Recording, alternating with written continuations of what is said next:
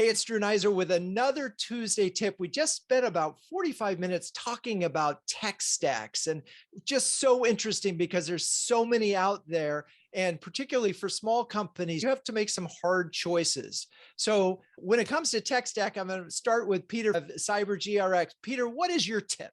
And when I come to think about picking a tech stack, less is more. As Albert Einstein once famously said, not everything that counts can be counted, and not everything that can be counted counts. So pick carefully, start with the data, work back, and implement the fewest tools that you can to legitimately cover your bases. Wow, it sounds like you've read, that's like right out of my book. Automate attentively. Okay, not to mention quoting Einstein is always a brilliant thing. All right, next up, Kristen Fornal, I Am Robotics. What is your tip, Kristen? Thanks, Drew.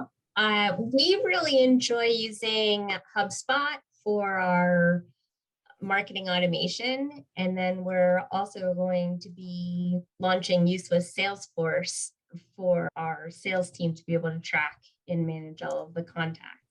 And I'm so glad you brought up HubSpot because it came up a lot in Huddle today. I mean, we are talking, this is Huddle A. We've been talking, these are smaller businesses. You know, Kip Bodner, who's the CMO, would be really excited to hear you say that. Okay, next up, Ajay Khanna from Explorium.ai. Ajay, what is your tip? My tip is bring the right teams into the fold, right? Because it is not going to just impact you, but it's going to impact the sales operations and whosoever is going to be involved in that building of that tech stack, and also draw out the process that what will be the end-to-end process that you're going to have before and after you add to this tech stack.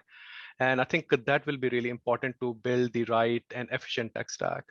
And I'm so glad you mentioned that, because it came up in this conversation where someone was mentioning a technology and say, oh, we're not having any success with it. And often they know and fully admit it's not the technology, it's probably the people in the process that were limiting the ability to use it. And I think the one place where I've seen underestimation is not imagining that you will need one or two people to really, at minimum, dedicated to a particular technology to get the most out of it. Okay, next up, Deidre Hudson from Payability. What's your tip? Thanks, Deidre. Thanks for, and this is hard to kind of follow all this great advice, but I'm going to bring in a sports analogy. I'm going to quote my husband from one of his basketball sayings of, know what you're going to do with the ball before you get it.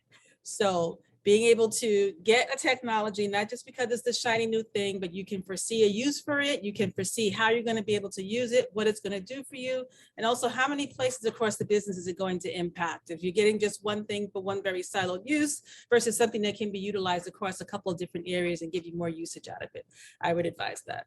I love it. And that came up in the huddle today as well, which is we started thinking we were going to use the tool for this, but it ended up that two of the other things were more useful to us. So, and also thank you for bringing a basketball analogy into the table. If you are looking for some really amazing conversations with some of the brightest CMOs out there, check out CMOHuddles.com and we'll give you a guest pass. You can check it out and see if you can share, care, and dare with the best of them. I'm Drew Neiser. That's your Tuesday tip. Peace out.